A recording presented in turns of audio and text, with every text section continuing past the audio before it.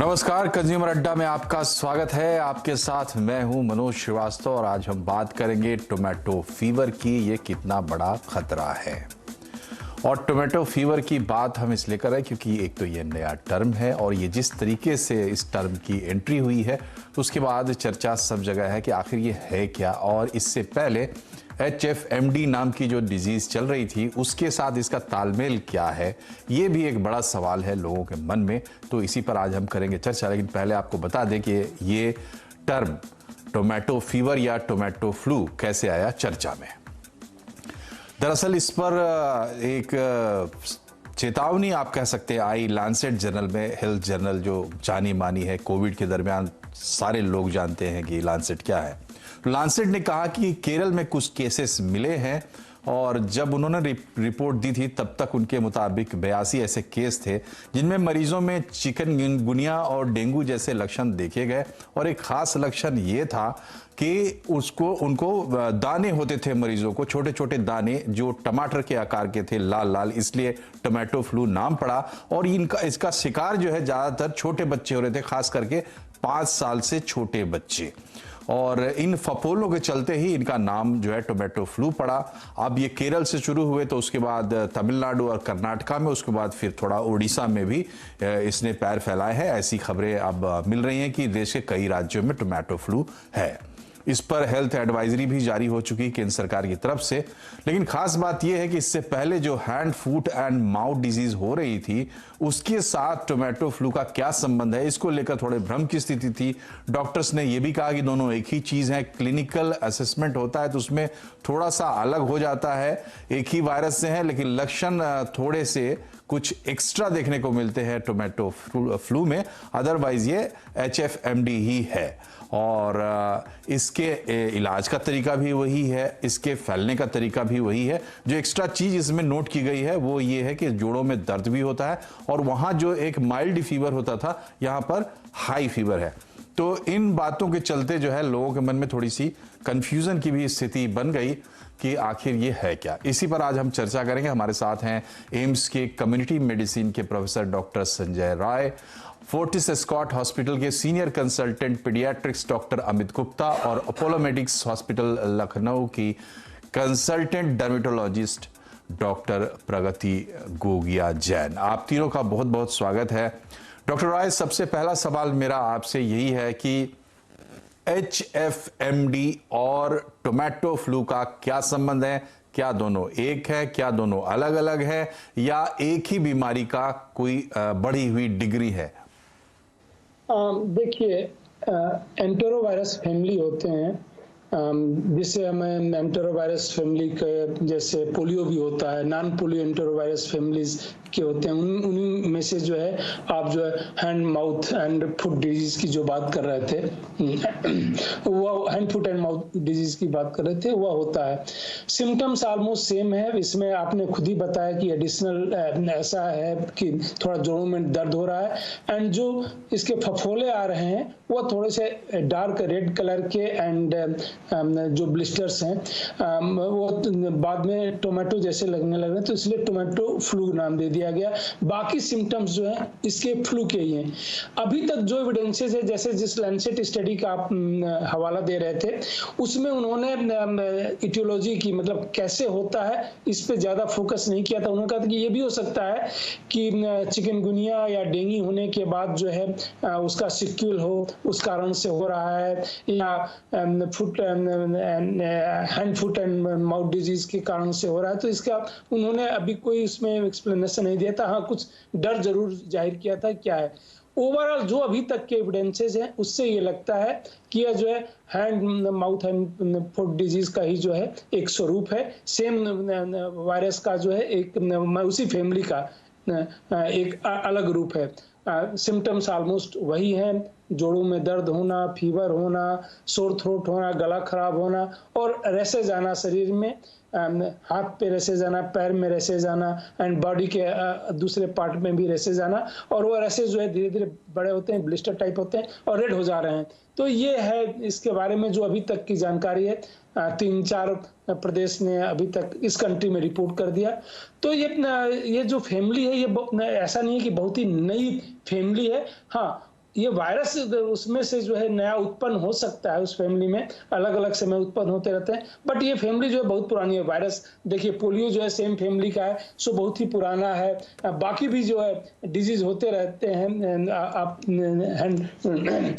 Foot and mouth disease की बात कर रहे थे, रेयरली होता है, इंसेफ्लाइटिस भी से हो सकता है, कंजक्टिवाइटिस, वायरल कंजक्टिवाइटिस भी इस फैमिली से होता है। तो ये सब डिजीज होती रहती हैं और स्प्रेड भी वैसे ही होता है, ड्रॉपलेट से हो सकता है, सिक्रीशन से हो सकता है, फीसेस से हो सकता है। तो ये सब इनके कॉमन जो स्प्रेड होने के सेम वही वे हैं जैसे बाकी जो है ये डिजीज स्प्रेड करती थी जी। तो इसको इस तरीके से आप समझ सकते हैं कि जो लांसेट ने भी चेतावनी जारी की थी उसमें बताया था कि लाइफ थ्रेटनिंग नहीं है। हेल्थ मिनिस्ट्री ने भी जो एडवाइजरी भेजी है राज्यों को उसमें कहा है कि यही जो बात डॉक्टर साहब बता रहे थे कि मिलती जुलती डिजीज है, लाइफ थ्रेटनिंग नहीं है, लेकिन इसको लेकर थोड़ा एहतियात बरतने की बात जरूर होती है। लेकिन खास बात यह है कि ये छोटे बच्चों को ज्यादा जकड़ती है, परेशान करती है, हालांकि हो सकती है किसी भी उम्र के लोगों को। डॉक्टर अमित, ये पूरी इसको डील करना पड़ रहा है पीडियाट्रिक कम्युनिटी को, क्योंकि वहीं पर मरीज जा रहा है, बच्चे बीमार हो रहे हैं। तो आप लोग कैसे अप्रोच कर रहे हैं इसको? दूसरी बात यह है कि जब कुछ दिन पहले हमने HFMD पर भी प्रोग्राम किया था तो डॉक्टर्स ने कहा था, खास करके बॉम्बे वालों ने, कि ये अब घट रहा है, ढलान पर है। लेकिन अब ये नई स्टडी आई है और जो चीजें सामने आ रही तो लग रहा है जैसे कि ये फैल रहा है। स्थिति क्या है? जैसे हमने बात की कि ये HFMD के तरीके का ही एक वायरस से फैलने वाली एक डिजीज है। तो इस तरीके की डिजीज के लिए ट्रांसमिशन एक इम्पॉर्टेंट चीज है। अगर कोई भी मरीज ऐसा कोई शंका लेकर के आता है कि टोमेटो फ्लू तो नहीं है, तो उसको हमारा काम मेनली है कि उसको आश्वस्त किया जाए कि इससे कोई डरने वाली बात नहीं है, इसकी कोई सीवियरिटी इतनी ज्यादा नहीं है कि इससे लेकर के लाइफ थ्रेटनिंग कोई जान को खतरा बने। तो ये बात हमारे लिए सबसे ज्यादा जरूरी है, उनको ही बताएं। दूसरी बात ये है कि बच्चों को स्कूल ना भेजें, क्योंकि इस उम्र के बच्चे ज्यादातर ये, क्योंकि बीमारी ज्यादातर विद इन 5 ईयर्स, कभी कभी 10 ईयर्स तक भी जा सकती है, पर इस तरीके के बच्चे स्कूल जाते रहेंगे तो एक से दूसरे को इन्फेक्शंस फैलाते रहेंगे। तो इसलिए जरूरी है कि ऐसे बच्चे जिनमें थोड़े भी लक्षण ऐसे हों, जो HFMD जैसे हों या टोमेटो फ्लू जैसे हों, ऐसे बच्चों को लक्षण अगर कुछ भी पता चलता है तो घर में ही रहें, दूसरे बच्चों से ना मिलें, ताकि बच्चों में दूसरों में ना फैले।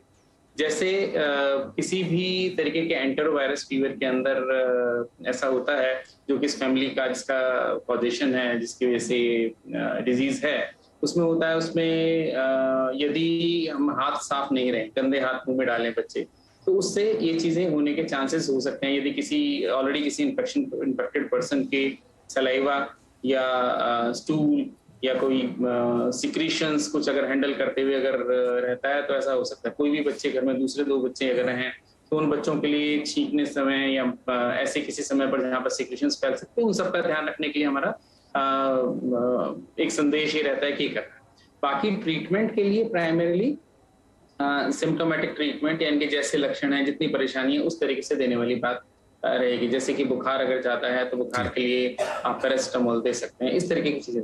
जी डॉक्टर जैन, ये बताइए कि अभी इसमें जो सबसे बड़ा मैनिफेस्टेशन है या जो बीमारी का नाम जहां से डिराइव किया गया है, टोमेटो फीवर या टोमेटो फ्लू, तो वो ब्लिस्टर्स के चलते किया गया है। तो स्किन के हिसाब से, डर्मेटोलॉजी के हिसाब से इस बीमारी को कैसे देखते हैं आप, और क्या प्रिकॉशंस लेने की जरूरत है उस फील्ड में?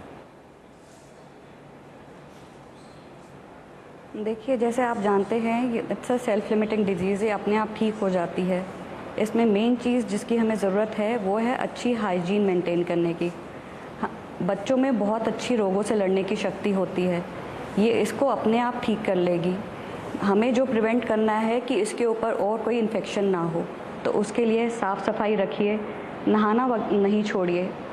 इंडिया में काफ़ी लोग अपनी तरीके के नुस्खे शुरू कर देते हैं, कोई कहते हैं पानी नहीं डालना, कोई नीम डिटॉल, कोई राख, ऐसी चीज़ें अवॉइड कीजिए। सफाई एक बड़ी आसान सी चीज़ है जो सबको मेंटेन करनी है, और कोई अलग तरीके के फॉर्मूले नहीं आजमाने। मेरी सिर्फ सिंपल सी यही एडवाइस है, नहाइए और साफ़ सुथरा रखिए, हाइजीन मेंटेन कीजिए। जी, और स्किन पे जो रैशेस आते हैं, जो तकलीफ होती है, उसके निजात के लिए क्या करें? आप कह रहे हैं कि घरेलू नुस्खे ना आजमाएं, तो क्या करे आदमी राहत के लिए? उसके लिए राहत के लिए अगर ईचिंग है तो हम ईचिंग के लिए सिट्रोजिन का सिरप देते हैं। अगर इरिटेशन है तो बॉडी लोशन, मॉइस्चराइज़र वगैरह लगा सकते हैं। मेनली सिम्टोमेटिक ट्रीटमेंट है जी। सिट्रोजिन और मॉइस्चराइज़र, बेसिक चीज़ों पे रहना है हमने। जी, तो फिर से जाएंगे डॉक्टर जैन के पास। डॉक्टर राय, ये बताइए कि एक दौर जो हमने देखा HFMD का, और जैसा कि मैंने पहले ही बताया कि डॉक्टर्स कह रहे थे कि अब ये घट रहा है, ऐसा लग रहा है कि कम हो रहा है, कम से कम मुंबई के डॉक्टर्स ने ऐसा बताया था। तो क्या ये वही वायरस जो है वो अपना रूप बदल के कुछ मॉडिफाई होके इस तरीके से आया है और ये फैलेगा? अभी इसको लेके किस तरह की, मतलब फैलने को लेकर किस तरह के अलर्ट की जरूरत है? देखिए, ये जो एंटेरो वायरस फैमिली होती है, म्यूटेशंस हो सकते हैं, वायरस किसी में भी म्यूटेशंस हो सकते हैं, पोलियो में भी म्यूटेशंस होते रहते हैं, बट वो म्यूटेशंस यूजुअली होने के बाद वो वायरस, नया वायरस जो है सर्वाइव नहीं करता। इसलिए आप देखिए तो वैक्सीन भी हमारा वही इफेक्टिव रहता है, ये सब रहता है। तो म्यूटेशंस होने की संभावना है। अभी जो है हमें उसके बारे में जो भी इंफॉर्मेशन है, ये नहीं है कि कोई न्यू म्यूटेंट वेरिएंट आ गया, बट जो फैलने की संभावना की बात करते हैं, देखिए होता क्या है कि इस टाइप के वायरस जो है एडल्ट में क्यों कम होते हैं, इस टाइप की प्रॉब्लम बच्चों में क्यों ज्यादा होता है, क्योंकि जब एडल्ट का एक्सपोजर जब वो छोटे होते हैं उसी समय हो चुका होता है, और ये प्रोटेक्शन बहुत लंबे समय तक देते हैं। किसी भी एंटेरो वायरस को आप देखें तो उनका लंबे समय तक प्रोटेक्शन मिलता है, या क्रॉस प्रोटेक्शन कई बार मिलता है कि एक टाइप के वेरिएंट से हुआ है तो दूसरे वेरिएंट से भी वो थोड़ा सा प्रोटेक्शन देता है।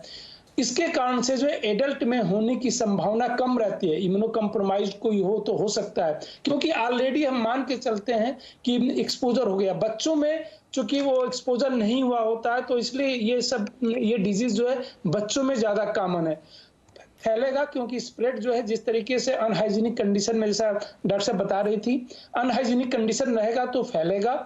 हमें जो है सेम हाइजीन मेंटेन करना है। अच्छा, अगर हम हाइजीन मेंटेन करके रखते हैं, एक सबसे इंपॉर्टेंट मैसेज जो इसमें जा सकता है प्रिवेंशन के लिए, वो हाइजीन मेंटेन करना, जो शायद हमारे तो कल्चर में था, बार बार हाथ धोना, अपने आसपास सफाई रखना। इन दो चीजों का अगर हम ध्यान रखें, चाहे जिन बच्चों को भी इस टाइप की कोई भी बीमारी होती है, फ्लू टाइप के सिम्टम्स होते हैं, उनको अगर हम थोड़ा सा आइसोलेट करके रखते हैं, कई बार होता है कि आइसोलेशन पॉसिबल नहीं है, क्योंकि सिर्फ सिम्टोमेटिक नहीं, एसिम्टोमेटिक भी इसको स्प्रेड करते हैं सारे इस फैमिली के जो है। तो एसिम्टोमेटिक या यूजुअली जो है इन्फेक्टिविटी जो है 7 डेज तक अच्छी खासी रहती है सिम्टम आने। सो फर्स्ट 7 डेज रहती है, सिम्टम डिसअपियर रहते हैं, तो ज्यादातर केसेस में इन्फेक्शन वो स्प्रेड नहीं करते हैं, बट फिर भी कुछ केसेस में इवन उसके बाद महीनों तक स्प्रेड कर सकते हैं। तो कंप्लीटली इस डिजीज को रोक पाना संभव नहीं होता कि कंप्लीटली खत्म कर दे।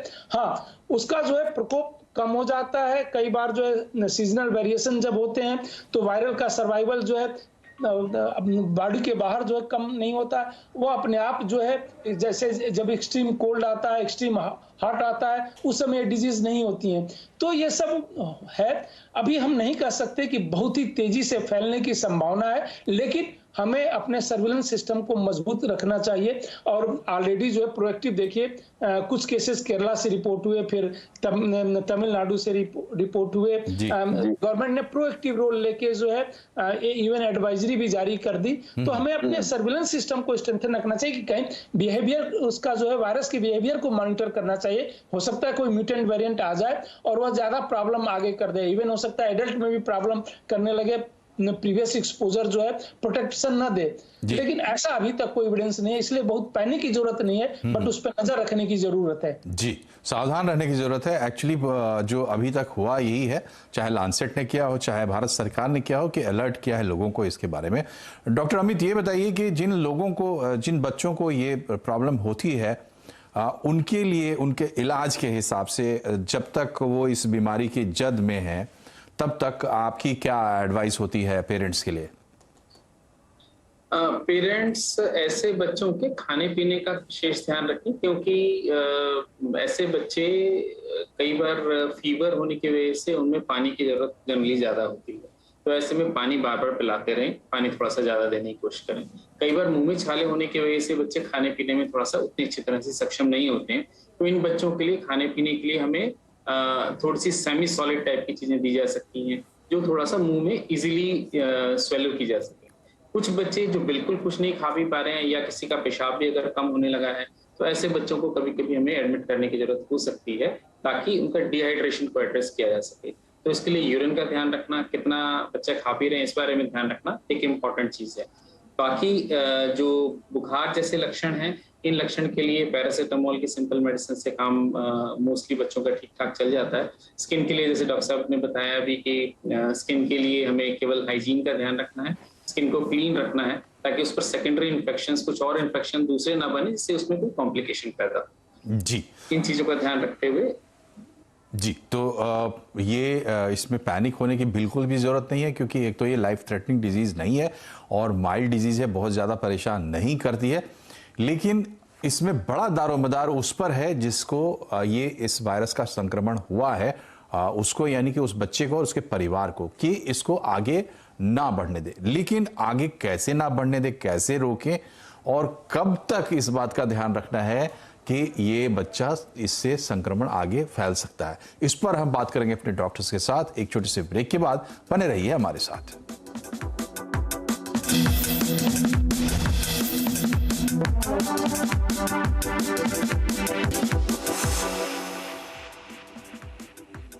ब्रेक के बाद एक बार फिर से आपका स्वागत है कंज्यूमर अड्डा में। आज हम बात कर रहे हैं टोमेटो फीवर की, जो कि एक रूप है HFMD यानी hand, foot and mouth disease का। ये बीमारी पहले से थी और अब एक नए रूप में इसको हम देख रहे हैं जिसको टोमेटो फीवर कहते हैं। डॉक्टर गुप्ता, आप ये बताइए कि कैसे माने, कैसे समझें कि बच्चा ठीक हो गया, नंबर 1, और नंबर 2 कि कब तक वो सीमा है जब तक हमें उससे बचा के रखना है दूसरे बच्चों को। पहले दूसरे सवाल का जवाब दूंगा कि कब तक, किस सीमा तक हमें बचा करके रखना है। लगभग 5 से 7 दिन का समय, माने तो 7 दिन का समय ऐसा मान के चले जब तक हमें इस बात के चांसेस ज्यादा हैं कि ये बच्चा दूसरे बच्चों को इन्फेक्ट कर सकता है। तो इसलिए स्कूल से स्पेशली या दूसरे बच्चों से दूरी बना करके रखने की कोशिश रखें कम से कम 7 दिन के लिए, या जब तक फीवर पूरी तरह से खत्म हो जाता है, जो भी देर से है। सो कब तक माने कि बच्चा ठीक होने लगा है? ज्यादातर बच्चों के, जैसे हमने बात की, तेज फीवर, जोड़ों में दर्द, कुछ बच्चों को दस्त, कुछ बच्चों को खाने पीने में दिक्कत छाले की वजह से, और स्किन की प्रॉब्लम्स, ये कुछ लक्षण हैं। इन्हीं लक्षणों के अंदर धीरे धीरे करके फीवर के उतरने के साथ साथ इन सब लक्षणों में सुधार आना शुरू हो सकता है। स्किन की जो फफोले हैं वो कई बार कुछ समय बाद तक भी दिखाई देते रहते हैं और उनमें सेकेंडरी इन्फेक्शन ना हो, इस बारे में ध्यान रखते हुए हमें आगे चलने की जरूरत रहती है। तो जैसे जैसे ये सिम्टम्स कम होते जाएं, बच्चा खाना पीना अच्छी तरह से शुरू कर दे, यानी कि गले का दर्द, उसके छालों का दर्द थोड़ा सा कम होना शुरू कर दे, फीवर अगर कम होने लगे, तो कुछ हद तक हमें समझ सकते हैं कि ये बीमारी ढलान की तरफ है। अब धीरे धीरे करके बीमारी पीछे हटती हुई चली जाएगी और शायद कोई दिक्कत नहीं। जी डॉक्टर राय, ये बताइए, क्या ये वायरल डिजीज है, क्या कोई टीका है इसके लिए? वायरल डिजीज है, लेकिन इसके लिए अभी तक कोई टीका नहीं है, ना ही कोई स्पेसिफिक ट्रीटमेंट है। सिम्टोमेटिक ट्रीटमेंट है, जो भी सिम्टम रहते हैं मैनेज करते हैं। अच्छी बात यह है कि लाइफ थ्रेटनिंग नहीं है, सेल्फ लिमिटिंग डिजीज है, मतलब अपने आप जो है हमारी शरीर का इम्यून सिस्टम जो है एक्ट करता है और डिजीज पे कंट्रोल पा लेता है। और अभी जैसा डॉक्टर साहब बता भी रहे थे कि 1 वीक में जो है ऑलमोस्ट सिम्टम्स जो है डिसअपियर हो जाते हैं। थोड़ी सी इसमें जो प्रॉब्लम अभी आ रही है, ये जो ब्लिस्टर्स हैं, ये थोड़े पेनफुल ब्लिस्टर्स हैं। यूजुअली हमारे जो है हैंड, फुट, माउथ डिजीज में जो है उतना पेनफुल ब्लिस्टर नहीं रहता था। तो जो केसेस थोड़े रिपोर्ट हुए हैं उनमें थोड़े पेनफुल ब्लिस्टर्स हैं, वो एक थोड़ा सा कंसर्न है, बट वो अभी जो है सिम्टोमेटिक ही मैनेज करना है। लेकिन कोई वैक्सीन नहीं है इसके लिए अभी जो है कि उसको प्रिवेंट करना है, करने के लिए। डॉक्टर जैन, ये बताइए कि ये जो ब्लिस्टर्स हो रहे हैं या जो दूसरे भी निशान आ रहे हैं स्किन पर, लॉन्ग टर्म में इनका क्या होगा? क्या उसके लिए भी कुछ प्रिकॉशंस की जरूरत है बीमारी के रहते हुए? देखिए, लॉन्ग टर्म पे जितने भी ब्लिस्टर्स होते हैं बहुत सुपरफिशियल होते हैं। जब ये हील होते हैं, ज़्यादा से ज़्यादा थोड़ा कलर वेरिएशन दे सकते हैं, जो टाइम के साथ अपने आप रिजॉल्व हो जाते हैं। अगर हम इसे इन्फेक्शन से बचाते हैं और इसमें और कोई दिक्कत नहीं आती, तो मुझे नहीं लगता लॉन्ग टर्म में किसी को कोई दिक्कत आने वाली है। Pigmentation, colour change easily tube से मैनेज हो जाता है। सो जी। इट्स अ वेरी आराम से मैनेज होने वाली चीज़ है, घबराने की कोई बात नहीं है। जी, तो स्किन को लेकर कोई अलग से कंसर्न होने की बात नहीं है। अच्छा डॉक्टर साहब, थोड़ा विषय को विस्तार कर देते हुए मैं एक सवाल आपसे पूछ रहा हूँ डॉक्टर रॉय। ये क्या कोविड पैंडेमिक में हमारी जो ट्रेनिंग हुई है या जो अवेयरनेस हमारे बीच में बनी है वायरस को लेकर, उसके चलते भी हम ज़्यादा वायरल डिजीज़ पे चर्चा कर रहे हैं, जबकि ये डिजीज़ थी हमारे बीच में पहले से भी, और अब जो है हम हर चीज़ पे ज़्यादा अलर्ट हो गए हैं, जो हो सकता है कि एक अच्छी बात भी हो। इसको कैसे देखते हैं आप लोग मेडिकल फ्रेटर्निटी में? जी हाँ मनोज जी, अच्छा सवाल है। देखिए बिल्कुल कोविड आने के बाद से जिस तरीके से पैनिक हुआ और हमारा सर्वेलेंस सिस्टम हमारी कंट्री में भी, पूरी दुनिया में अगर आप देखें तो डिजीज सर्वेलेंस सिस्टम जो है वो काफी मजबूत हुआ है। उसमें जो स्ट्रेंथनिंग हुई है उसके कारण से केस डिटेक्शन जो है हमारा बढ़ गया है। पहले भी होते होंगे, रिपोर्टिंग इस तरीके से नहीं होती होगी। अब जो है तुरंत रिपोर्टिंग हो जा रही है कहीं भी। जैसे अभी मंकी पॉक्स की बात कर लें, 50 साल से ज्यादा से पहली बार 1970 में हुआ, बट रिपोर्टिंग जिस तरीके से हुई, हो सकता है पहले भी, क्योंकि डिटेक्ट अर्ली हो रहा है हमारा। अगर सर्विलेंस सिस्टम स्ट्रेंथन रहेगा तो ये एक बहुत बड़ा फायदा है हमें। अगर कोविड का जो नुकसान था, बट ये है कि हमें डिजीज सर्विलेंस का जो है एक बहुत बड़ा बेनिफिट मिला है। और यह कारण हो सकता है, एक तो डिटेक्शन, किसी भी वायरल डिजीज का जो जल्दी डिटेक्शन हो जा रहा है। दूसरा है mass media and social media भी जो है पहले इतना जो है उनका पेनिट्रेशन नहीं था, इनका पेनिट्रेशन इतना ज्यादा हो चुका है कि एक दो भी अगर कुछ रहता है तो सबको जो है उसकी जो है इंफॉर्मेशन मिल जाती है। तो डिटेक्शन के साथ साथ जो है उसका प्रसार भी तेजी से हो रहा है, इसलिए जो है, और यह एक अच्छी बात है क्योंकि इस टाइप की बीमारी जब भी हम कोई भी कंटेजियस डिजीज जो पर्सन टू पर्सन फैलता है उसको अगर हम जल्दी डिटेक्ट कर लेते हैं तो जल्दी कंट्रोल भी कर पाते हैं। कोई जरूरी नहीं है कि सबके लिए वैक्सीन बनाई जाए या स्पेसिफिक ट्रीटमेंट दिया जाए। अगर लाइफ थ्रेटनिंग नहीं है और वह एक बार होने के बाद प्रोटेक्शन अगर आपको दे देता है तो कोई जरूरी नहीं है कि आप, भाई हजारों ऐसी बीमारियां हैं, हम सबके लिए वैक्सीन और ये नहीं बना सकते हैं और नहीं उसकी जरूरत है। एडवांटेजेस डिसएडवांटेजेस होते हैं। कोई ड्रग जो है अननेसेसरली प्रिस्क्राइब नहीं करनी चाहिए, एंटीबायोटिक हम अननेसेसरली प्रिस्क्राइब करते हैं, उससे प्रॉब्लम होती है। तो इसलिए जो है अननेसेसरली कुछ भी जरूरत नहीं है। और ये तो अच्छी बात है कि सेल्फ लिमिटिंग डिजीज है और सीवियरिटी न के बराबर है, तो डिटेक्शन हो रहा है और बिकॉज ऑफ हमारी जो सर्विलेंस सिस्टम अच्छी है इसलिए। जी हाँ।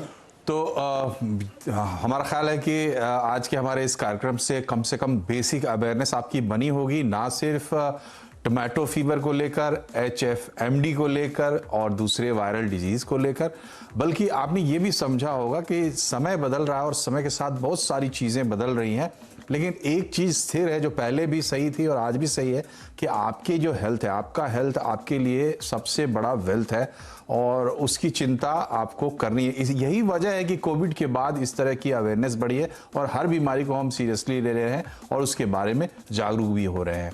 आप तीनों डॉक्टर्स का बहुत बहुत शुक्रिया हमसे जुड़ने के लिए और अपने अनमोल विचार हमारे साथ शेयर करने के लिए। कार्यक्रम में फिलहाल इतना ही। नमस्कार।